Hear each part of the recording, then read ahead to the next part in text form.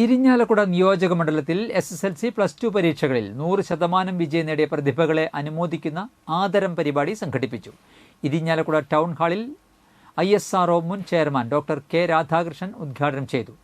പരാജയം നേരിടാനുള്ള ശക്തി ഉണ്ടാക്കുകയാണ് പ്രധാനമെന്ന് അദ്ദേഹം പറഞ്ഞു.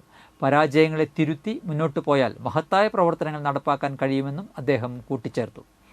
ഉന്നത വിദ്യാഭ്യാസ വകുപ്പ് മന്ത്രി ഡോക്ടർ ആർ ബിന്ദു അധ്യക്ഷത വഹിച്ചു. കേരളത്തിലെ ജനകീയവും ഗുണമേന്മയുമുള്ള വിദ്യാഭ്യാസം ലോകം അംഗീകരിച്ചതാണെന്നും നൂതന വൈജ്ഞാനിക സമൂഹമായി കേരളത്തെ മാറ്റിയെടുക്കുമ്പോൾ പതാകവാഹകരായി മുന്നിൽ നിൽക്കേണ്ടത് ഈ തലമുറയിലെ വിദ്യാർത്ഥികളാണെന്നും മന്ത്രി ഓർമ്മിപ്പിച്ചു.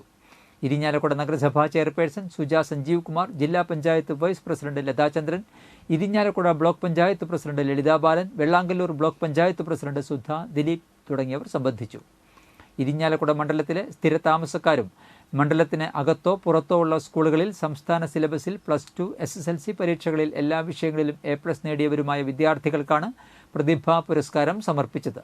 100% കൈവരിച്ച വിദ്യാലയങ്ങളെയും +2വിന് 3 സ്ട്രീമുകളിലും ഏറ്റവും കൂടുതൽ വിദ്യാർത്ഥികളെ പരീക്ഷയ്ക്കിരുത്തി വിജയിപ്പിച്ച വിദ്യാലയത്തെയും ഇതോടൊപ്പം പ്രത്യേക പുരസ്കാരം നൽകി ആദരിച്ചു.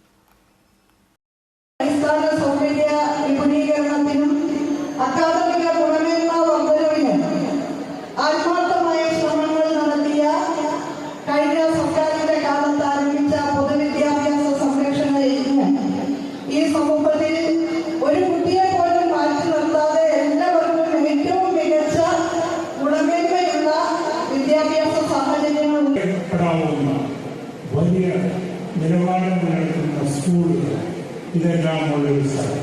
അതുപോലെ സാംസ്കാരിക കേരളം നോക്കുകയാണെങ്കിൽ ഇരിഞ്ഞാലക്കുടയ്ക്ക് അതിന് വലിയ ഒരു പങ്കുണ്ട്. ഞാൻ നേരത്തെ പറഞ്ഞ മാത്തമാറ്റിക്സ് കഥകളിൽ ഒന്നിച്ചിരിക്കുന്ന ഒരു രംഗമാണ്.